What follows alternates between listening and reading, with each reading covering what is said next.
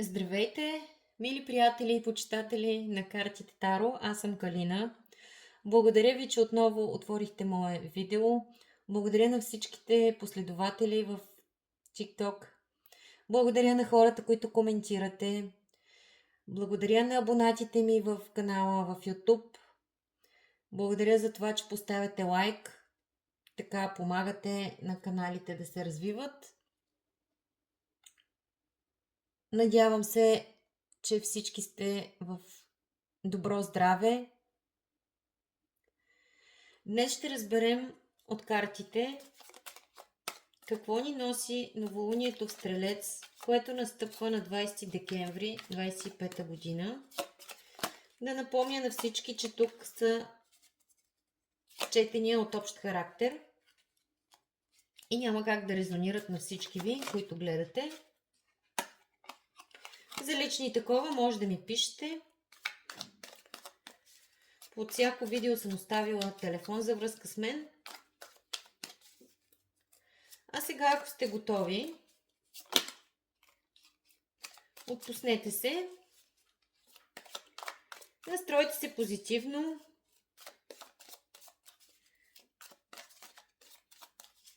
и да видим кои сте вие. Кои сте вие, които днес ме гледате тук? Работещи хора, творящи хора, хора, които са може би в земната стихия, Телец, Дева или Козирог, но това не е задължително. Хора, които обичат работата си, много търпеливи, много всеотдайни на това, което правят. Задължително обръщат внимание на детайла, каквото и да правят. Някои от вас може да творят нещо с ръцете си. Много практични, много земни, много грижовни хора сте се събрали днес тук. Някои от вас са с голямо семейство. И към този момент сте настроени за нещо ново. Нещо, което ви вдъхновява. Някаква промяна към нещо хубаво, към нещо красиво. Вашата енергия към момента е такава.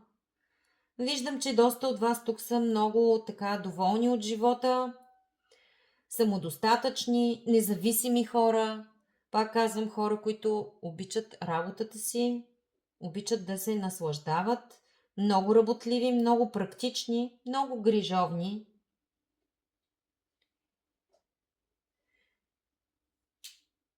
И много така отдадени на семейната хармония, на семейното благополучие.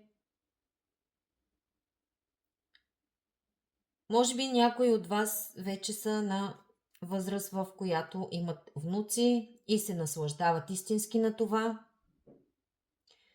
Може би тук има хора, които обичат много животните, обичат да се грижат за тях. Добре, ако сте се познали, да продължим нататък и да попитаме с по 3 карти какво ще ни донесе това новолуние. Избрала съм си тук една колода на Таро на търсещия, много говоряща. Ще изтегля 3 карти, а те бързат да говорят. Тази си падна сама.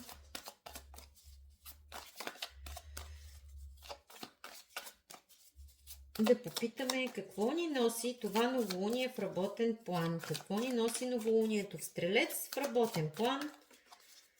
Финанси, кариера.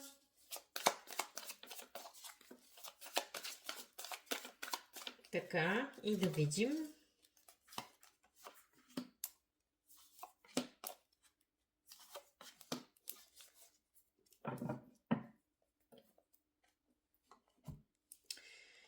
От тази ще изтегля 3 карти,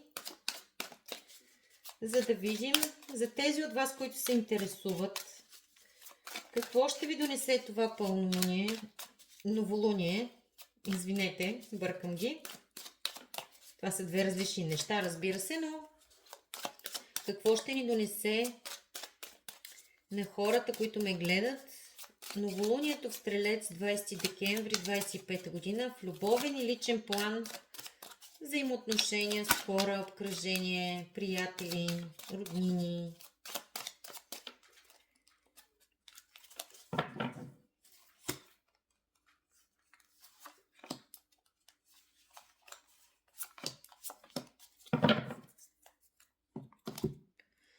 Много ми се иска да изтегля няколко послания от картите на мадам Ленорман.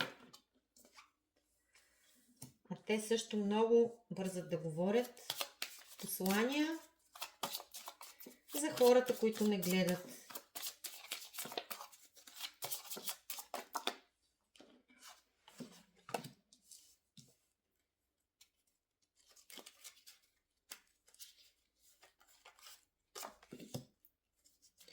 И да видим сега. Най-напред кариера и финанси. Някои от вас са готови да загърбят работата си, да я сменят по-скоро. Знайте, че тези от вас, които усещат някаква зависимост от към работа, чувстват се победени от работата, чувстват, че нещо не им достига, чувстват, че колкото и повече да дават и да влагат ресурси в своята работа и в нещата, които правят, има нещо, което не им достига. Доста от вас така усещат някаква привързаност, някакви окови, може би. Чувстват се свързани ръце.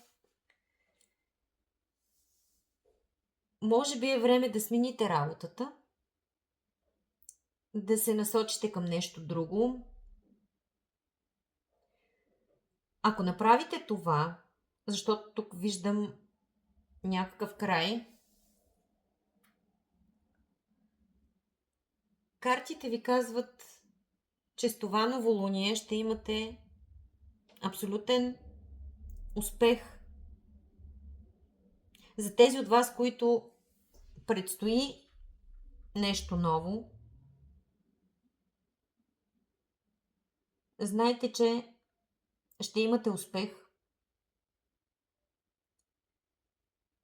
Ще имате изобилие. Ще придобиете така власт. Ще се почувствате силни.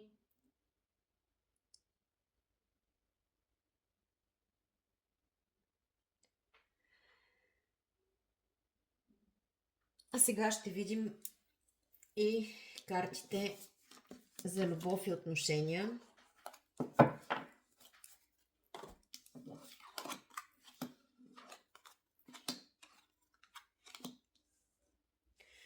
Има някакво развитие, което това новолуние ви носи. Доста от вас тук са на вярното място, в вярната посока. Вие сте много осъзнати. Знаете какво искате. Това новолуние за много от вас ще донесе много любов, много хубави емоции,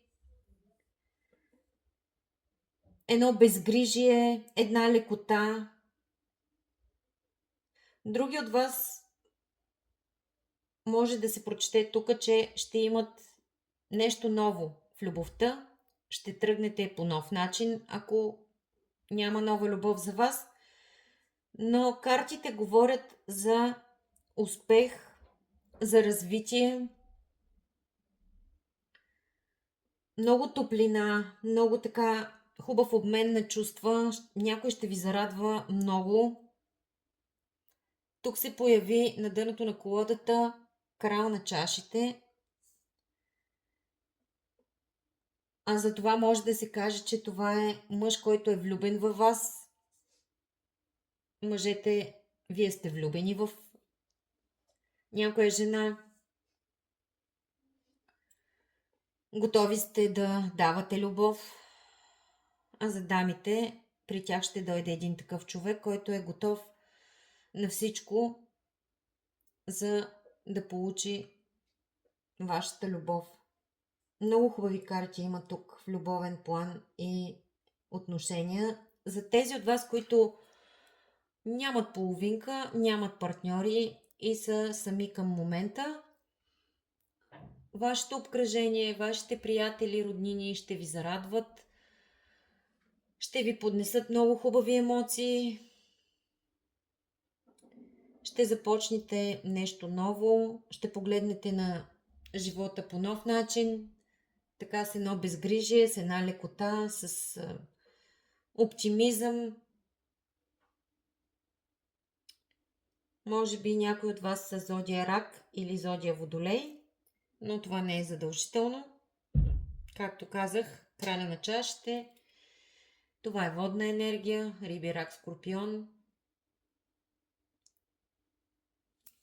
Това бяха посланията за любовта и взаимоотношенията за новолунието. И да видим напътствия от Ленорман.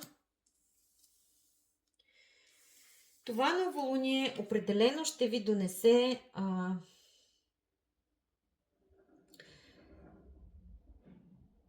някаква жътва.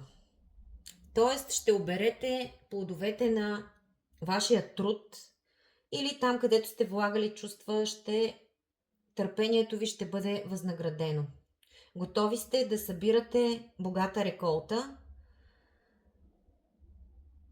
Може да е в работа, може да е в емоции, може да е в отношения. Някой верен приятел ви носи късмет и щастие. Много хубави карти, изключително позитивни. Имаме тук някой приятел, приближен на вас, който ви носи много късмет, много ви е предан, няма да ви предаде, готов е да ви помага. И това е някой от вашето обкръжение, някой от вашите близки.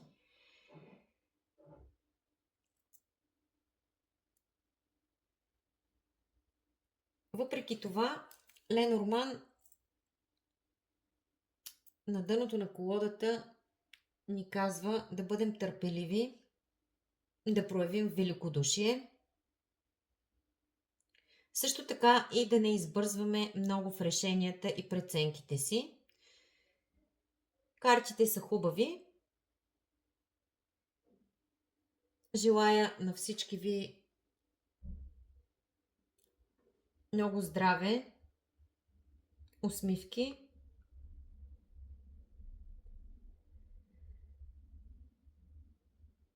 и благополучие. Благодаря ви отново, че бяхте с мен. Пишете дали ви е харесало. Очаквам също така в коментари предложения за въпроси, които искате да разгледаме. Социалните канали, които в YouTube и в TikTok. Очаквам предложения и идеи за подредби и разклади. Чао! До следващия път!